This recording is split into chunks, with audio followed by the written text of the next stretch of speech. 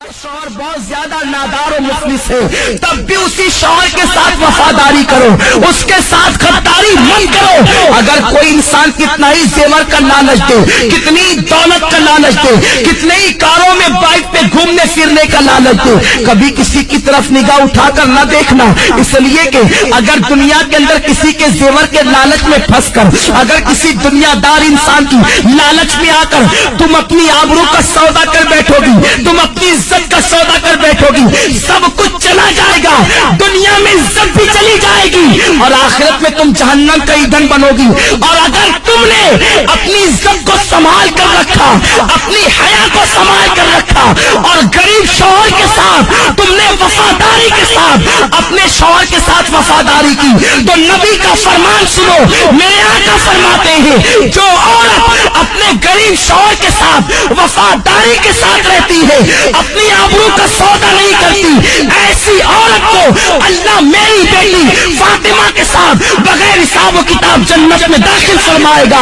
اب اگر تم بغیر حساب و کتاب جنت میں داخل ہونا چاہتی ہو سیدہ فاطمہ کے ساتھ، تو اپنی آبرو کا سودا نہ کرنا، کسی کے لالچ دینے میں نہ آنا۔ یہ زیور کیا حیثیت رکھتے ہیں، زیوروں کی کیا حیثیت ہے، سونے چاندی کی کیا حیثیت ہے، اچھے لباس کی کیا حیثیت ہے، کاروں کی کیا حیثیت ہے، دنیاوی سواریوں کی کیا حیثیت ہے۔ جب تمہاری موت آئے گی تو سن لو، بڑھاپے میں مرنا ضروری نہیں ہے، جوانی میں بھی تمہیں موت آ سکتی ہے۔ اللہ اکبر، جب تمہیں موت آئے گی، اگر تم نے اپنی حیا کو بیچ کر زیورات حاصل کیے ہوں گے، یہی زیورات تمہارے بدن سے نکال لیے جائیں گے۔ اچھے اچھے لباس تم نے جو جمع کیے ہوں گے، وہ لباس بھی تم سے چھین لیا جائے گا اور تمہیں کیا پہنایا جائے گا، سادہ سا سمپل سا 2 گز سفید کپڑا جسے دنیا کفن کہتی ہے، وہ کفن تمہارے بدن سے لپیٹا جائے گا،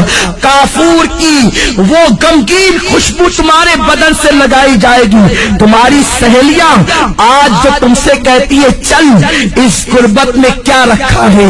اس غربت میں کیا رکھا ہے، چل چل کر عیش کی زندگی گزار۔ یاد رکھنا،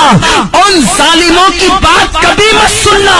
اے سیدہ فاطمہ کی کنیزاؤں، نبی نے اپنی بیٹی کا نکاح کسی کروڑ پتی کے ساتھ نہیں کیا تھا، نبی نے اپنی بیٹی کا نکاح ایسے علی کے ساتھ کیا تھا جس کے پاس گھر بھی رہنے کو موجود نہ تھا۔ حضرت علی کے میں سے میرے آقا کہتے ہیں علی میں فاطمہ کے ساتھ تمہارا نکاح کرنا چاہتا ہوں۔ علی ایسے تھے، اس وقت ان کے پاس مہر دینے کے لیے پیسے بھی نہ تھے، کپڑے پہنانے کے لیے پیسے بھی نہ تھے۔ عرض کرتے ہیں یا رسول اللہ، نہ مہر دینے کے پاس میرے پاس پیسے ہیں، نہ کپڑا خریدنے کے لیے میرے پاس پیسے ہیں۔ حضور فرماتے ہیں میری زرہ لے کر کے جاؤ، اسے بازار میں بیچ دو اور کپڑے خرید کر کے لاؤ اور فاطمہ کا مہر ادا کرو۔ میں پوچھنا چاہتا ہوں، نبی چاہتے تو اپنی بیٹی کا نکاح کسی دولت مند کے ساتھ کر دیتے، بڑے بڑے دولت مند میرے سرکار کی بیٹی کا ہاتھ مانگنے کے لیے آئے تھے، مگر نبی جانتے تھے